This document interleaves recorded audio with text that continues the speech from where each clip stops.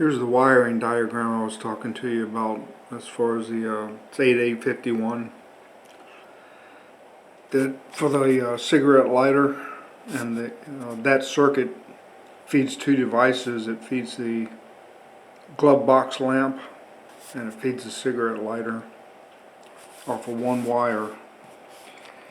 When you come out of the fuse box, it breaks off, it splices off and feeds a lot of different things, but that particular wire is grounded at G101. I don't know why it would be, when you plug something in, I don't know why it would be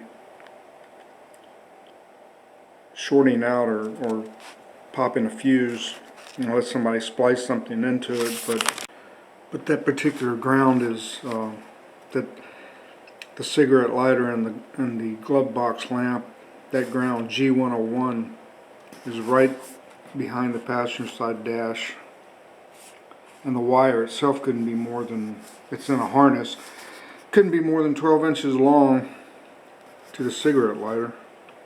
Fuse box is right over there next to it. So I mean, tracking down a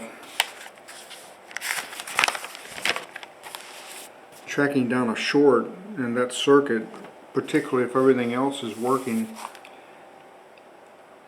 I don't know. There's a lot of things that people could have spliced something into, radios and speakers, and I would look at this wire to the glove box lamp.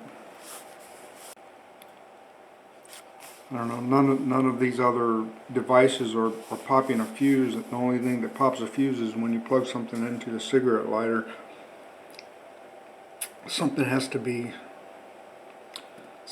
be touching somewhere. I would look at all of this wiring right here with this glove box lamp and this ground wire here over to G101, which again is behind the G101 is behind the passenger side dash. Fuse box is right here. It's not a lot of wiring to get through. At least it's not in the engine compartment or the bulkhead connector. That would be a job. But anyway, you asked me a question, and that's what I would look at.